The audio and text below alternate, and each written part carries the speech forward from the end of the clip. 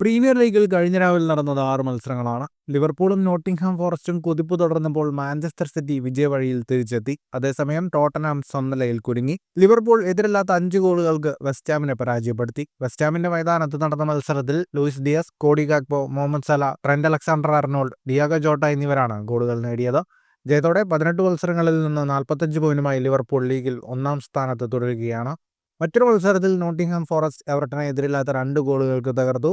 15-ാം മിനിറ്റിൽ ക്രിസ് വുഡും 61-ാം മിനിറ്റിൽ Morgan Gibbs വൈറ്റുമാണ് നോട്ടിംഗ്ഹാമിനായി ഗോളുകൾ നേടിയത്. ജയത്തോടെ 19 മത്സരങ്ങളിൽ നിന്ന് 37 പോയിന്റുമായി നോട്ടിംഗ്ഹാം ഫോറസ്റ്റ് ലീഗിൽ 2-ാം സ്ഥാനത്തെത്തി. പ്രീമിയർ ലീഗിൽ മാഞ്ചസ്റ്റർ സിറ്റി വിജയവഴിയിൽ തിരിച്ചെത്തുകയും ചെയ്തു. ലെയ്സ്റ്റർ സിറ്റിയെ നേരിട്ട മാഞ്ചസ്റ്റർ സിറ്റി എതിരില്ലാത്ത 2 ഗോളുകൾക്കാണ് വിജയിച്ചത്.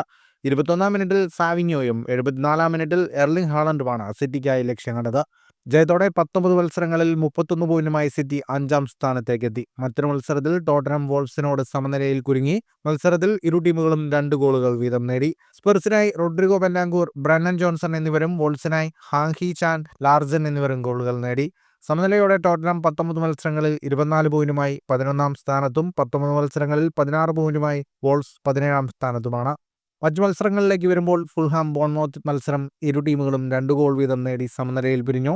ക്രിസ്റ്റൽ പാലസ് 1-നെതിരെ 2 ഗോളുകൾക്ക് സതാംപ്ടണെയും പരാജയപ്പെടുത്തി. ഇന്ന് 3 മത്സരങ്ങളാണ് പ്രീമിയർ ലീഗിലുള്ളത്. ചെൽസി ഇപ്സ്വിച്ച് ടൗണിനെയും അസ്റ്റൺ വില്ല ബ്രൈറ്റണെയും മാഞ്ചസ്റ്റർ യുണൈറ്റഡ് ന്യൂകാസ്റ്റലിനെയും നേരിടും. ഫുട്ബോൾ ലോകത്തെ കൂടുതൽ വാർത്തകൾക്കും വിശേഷങ്ങൾക്കുമായി സ്പോർട്സ് കഫേ ഇപ്പോൾ തന്നെ സബ്സ്ക്രൈബ് ചെയ്യുക.